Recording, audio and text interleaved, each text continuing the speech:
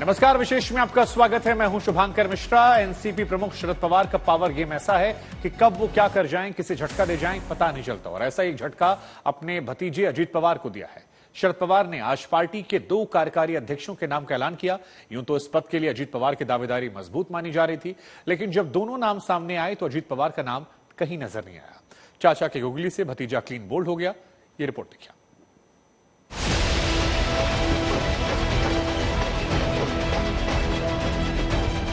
मौका था एनसीपी के स्थापना दिवस का और इस मौके पर बड़ा ऐलान कर शरद पवार ने महाराष्ट्र की सियासत में हलचल पैदा कर दी।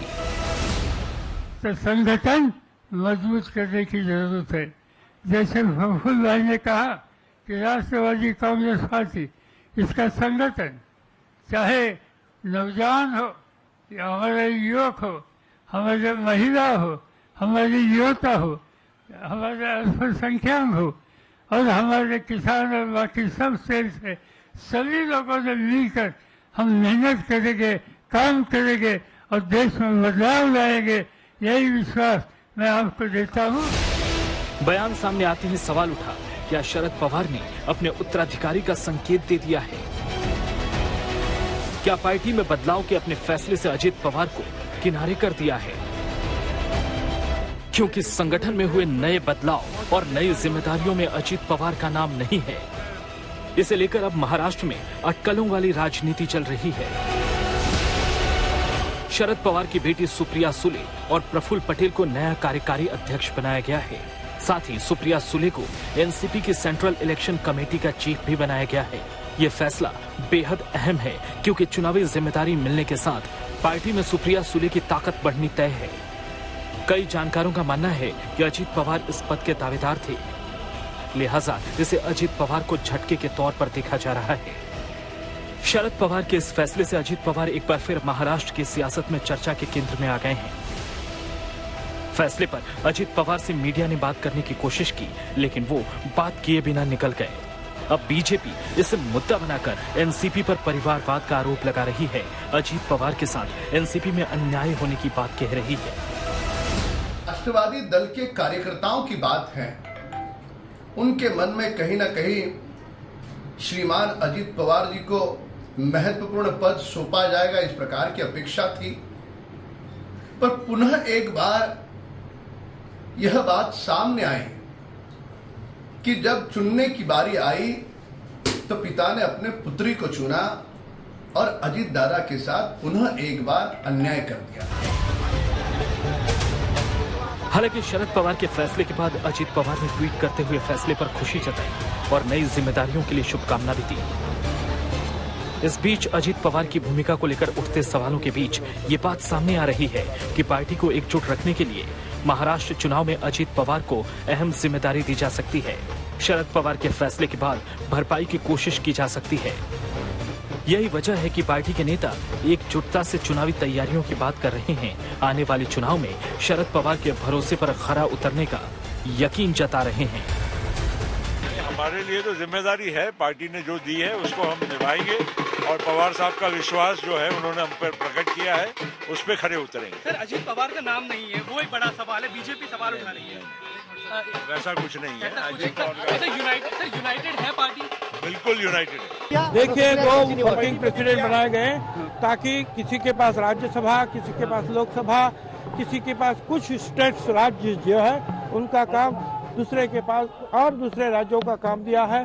फ्रंटल ऑर्गेनाइजेशन किसी के पास कुछ फ्रंटल ऑर्गेनाइजेशन बांट दिया गया है काम, ताकि उनके ऊपर और जिम्मेदारी उनके कंधे के ऊपर डाल दी है। और पूरे देश भर में अब इलेक्शन बहुत नजदीक आ रहे हैं, तो वो काम करने के लिए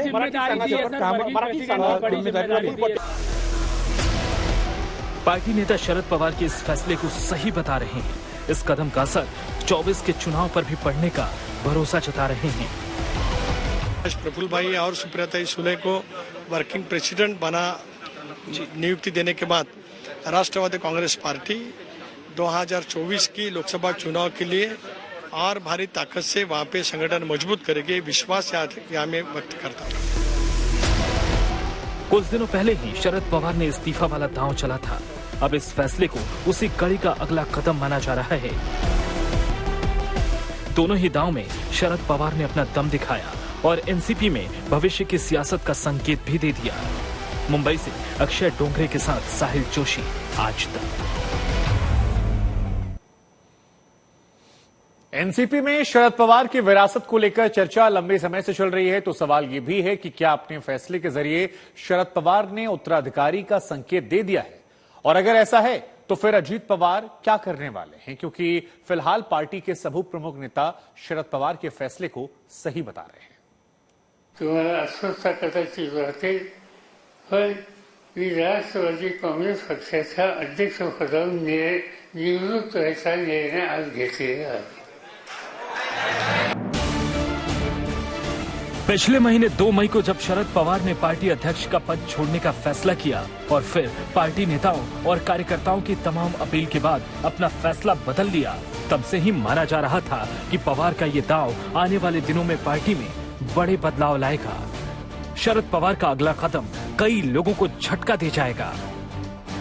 अब 2 कार्यकारी अध्यक्षों के नाम का ऐलान अजीत पवार के लिए चिंता बढ़ाने वाला है। फिलहाल कोई भी इस पर खुलकर नहीं बोल रहा। अजीत पवार पर साफ साफ कुछ भी बोलने से हर कोई बच रहा है। सर, अजीत पवार का नाम नहीं है, वो एक बड़ा सवाल है, बीजेपी सवाल उठा रही है। वैसा कुछ नहीं है। अजीत सर, यूनाइटेड है पार्टी, बिल्कुल यूनाइटेड है। हालांकि प्रदेश अध्यक्ष जयंत पाटिल का कहना है कि किसी नेता को किनारे करने की बात सही नहीं। पार्टी संगठन को मजबूत करने के लिए नेताओं को अलग अलग जिम्मेदारी दी गई है। महाराष्ट्र की सुप्रिया सुले जी को जो जिम्मेदारी दी गई है, साथ में उनको और 2-3 अलग राज्यों की भी जिम्मेदारी दी गई है। प्रफुल्ल पटेल जी को भी और 2-3 राज्यों की जिम्मेदारी दी गई है, और अलग अलग राज्यों में जाके वहाँ की व्यवस्था, वहाँ की पार्टी की ऑर्गेनाइजेशन, इसके लिए कुछ क्या करने की आवश्यकता है। इसके साथ ही जयंत पाटिल बीजेपी की ओर से लगाए जा रहे परिवारवाद के आरोपों को पूरी तरह से खारिज कर रहे हैं। परिवारवाद तो यहाँ कहीं दिखाई नहीं दे रहा है जैसे आप कह रहे हैं, क्योंकि प्रफुल्ल पटेल साहब को भी जिम्मेदारी दी गई है, और साथ में दूसरे महासचिव जो है उनके ऊपर भी अलग अलग राज्यों की जिम्मेदारी दी गई है।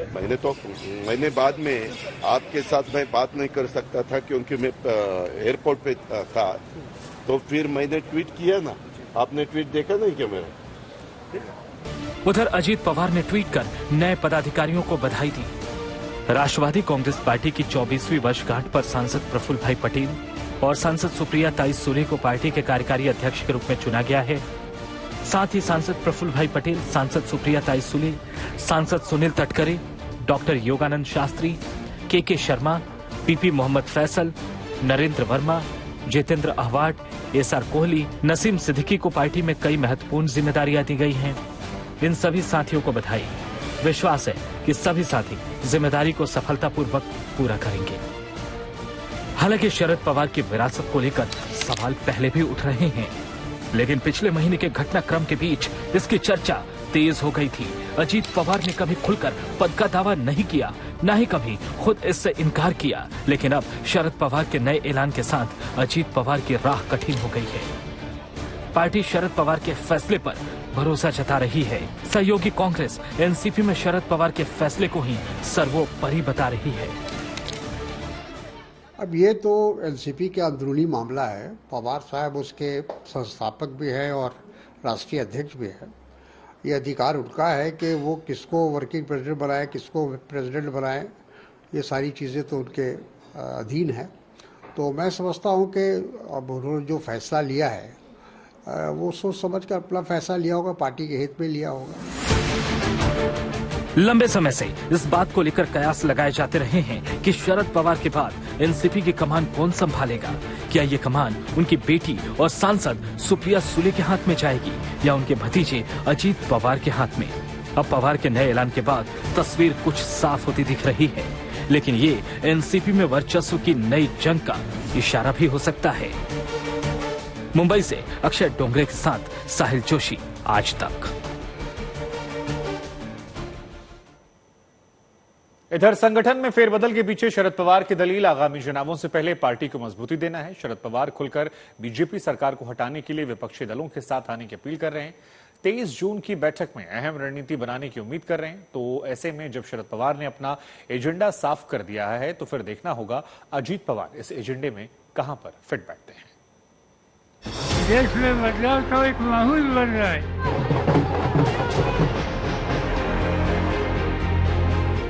एनसीपी में अहम बदलाव के बाद शरद पवार ने साफ साफ शब्दों में 24 की चुनावी लड़ाई का ऐलान कर दिया। पार्टी के बाद देश में बदलाव का दम भर दिया। चाहे आदिवासी या दलित हो, उनको पता लगा है कि ये हुकूमत हमारे हितों की रक्षा करने के लिए नहीं है। हुकूमत जिन्होंने बड़े बड़े वायदे किए थे, इस वायदे पूरे करने के लिए ये लोग नजरअंदाज हो रहे, कोई कामयाब हो नहीं रहे। और इसीलिए कई राज्यों में आज बदलाव की स्थिति देखने के लिए मिलती है। आप पूरे देश का नक्शा आपके सामने रखिए। देश में बदलाव का एक माहौल बन रहा है। तो सवाल उठ रहा है कि क्या विपक्षी मोर्चाबंदी की कोशिशों पर अपना कदम बढ़ाने से पहले पवार पार्टी में अपनी तैयारियों को पुख्ता करना चाहते थे, पार्टी में विरोध की संभावनाओं को समाप्त करना चाह रहे थे। जो अजीत पवार या और साथियों के बारे में अब न्यूज चला रहे, इसमें 1% भी सच्चाई नहीं। अजीत पवार महाराष्ट्र विधानसभा में लीडर ऑफ द अपोजिशन है। आज उनके ऊपर वहाँ की जिम्मेदारी है। कोई नाखुश है, कोई खुश है, ये बात बिल्कुल गलत है। माना जा रहा है कि आने वाले चुनाव को लेकर एनसीपी नेताओं की राय 2 खेमों में बटी थी। एक खेमा बीजेपी के साथ जाने के पक्ष में था, जबकि दूसरा इसका विरोध कर रहा था।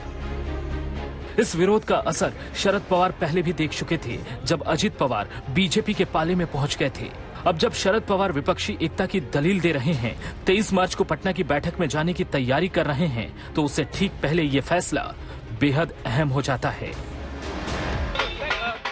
सवाल आपसे जानना चाहता हूँ, बड़ी रिस्पॉन्सिबिलिटी है 2024 के लोकसभा इलेक्शन, किस तरह देख रही है एनसीपी की एक महत्व की जिम्मेदारी है इस देश में सभी को एक जगह लाना, अच्छे तरह से एक यूनाइटेड फ्रंट बनाना, ये एनसीपी की एक जिम्मेदारी है। शरद पवार साहब उसमें बड़े एक नेता हैं और ये बाखूबी से सब लोगों को समझा सकते हैं और एक जगह ला सकते हैं। ये जो एनडीए की सरकार है जी, उनके खिलाफ सारे जो विरोधी पक्ष जो है एक जगह हो रहे हैं जी।